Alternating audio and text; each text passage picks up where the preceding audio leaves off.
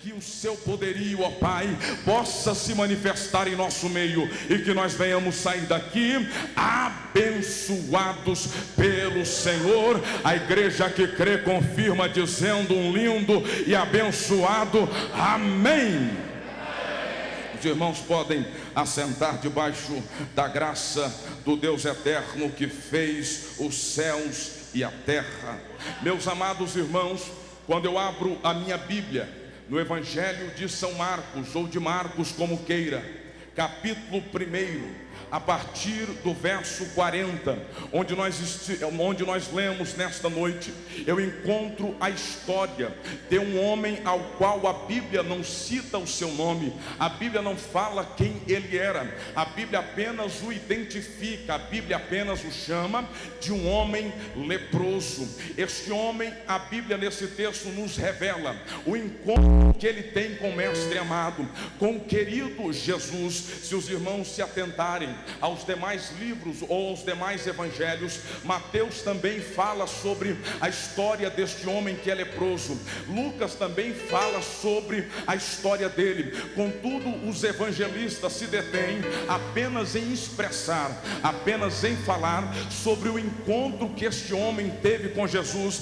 que foi uma coisa bela, que foi uma coisa singular, que foi algo especial, que mudou para sempre a vida deste personagem.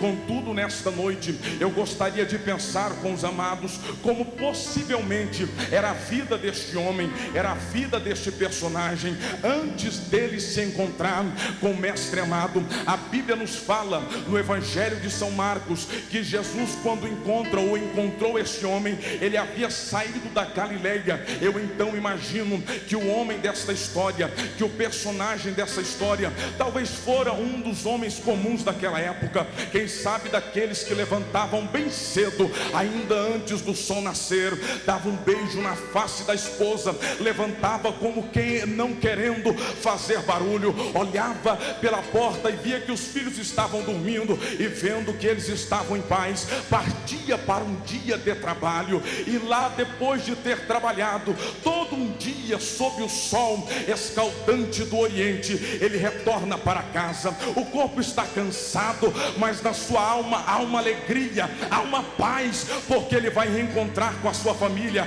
vai encontrar com os seus. E quando ele vai chegando em casa, para sua surpresa, a sua esposa está na porta com um sorrisão 43, dizendo: homem, como é que foi o dia? Como é que foi esse dia de trabalho? Ele diz: mulher, foi cansativo, foi um tanto que desafiador, mas Deus nos deu graça e eu venci mais esse dia. Ele entra para casa, permita-me pensar que ele tinha uma sala de estar, ele senta em uma cadeira, e como era costume dos judeus, a mulher traz uma bacia com uma água bem fresquinha, ele coloca os pés dentro daquela bacia e ali fica por alguns momentos. Depois de tomar um banho, ele parte então para o momento da ceia. Eu imagino então esse personagem sentando na cabeceira da mesa, pegando na mão da esposa, que consequentemente pega na mão dos filhos, e agora eles fazem uma oração a Deus, agradecendo o eterno por mais uma provisão diária.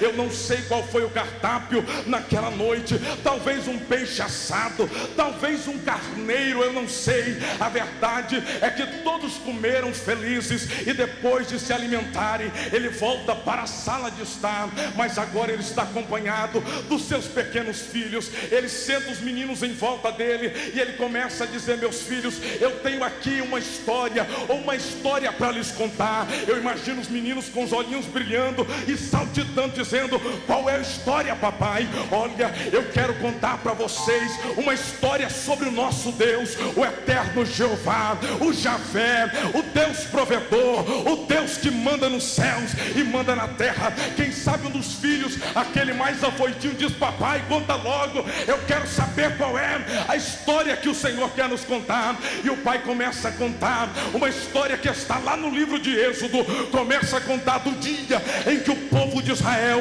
estava escravo, preso na terra do Egito, mas o Deus eterno levanta um homem chamado Moisés para os conduzir para fora daquela terra. terra. Ele conta que o povo estava no deserto, o povo estava um tanto que atemorizado, porque atrás havia o exército de Faraó, à frente havia o mar. Mas quando as crianças estão tanto que atônitas, o pai diz para ela: meus filhos, mas eu quero lhe contar o melhor da história. Qual é, papai, o melhor da história? O melhor, meus filhos, é que quando o nosso povo estava nessa situação difícil, nessa situação de crise, o nosso Deus, o que é poderoso, que é maravilhoso, abriu o mar e o povo passou a seco. Oh, aleluia! Ei, meu amado irmão, ei, minha amada irmã, se você nesta noite crê nesse Deus que abre mar, que derruba muralhas, que derruba gigantes, levante a tua mão, levante a tua mão, adore ao nome do Senhor, porque Ele está aqui. Deixa eu abrir um parêntese antes de continuar este sermão. Eu não sei como você entrou aqui nesta noite, mas uma coisa eu sei: o Deus que abre mar está aqui para lhe abençoar. E se você crê, não importa o mar que está na tua frente, Ele vai abrir e a vitória vai chegar. Tu vai fazer como a irmã Miriam, vai atravessar, meu querido irmão Márcio, e vai cantar: só o Senhor é Deus, só o Senhor é Deus. Você pode dizer comigo? Diga: só o Senhor é Deus. Diga: só o Senhor é Deus.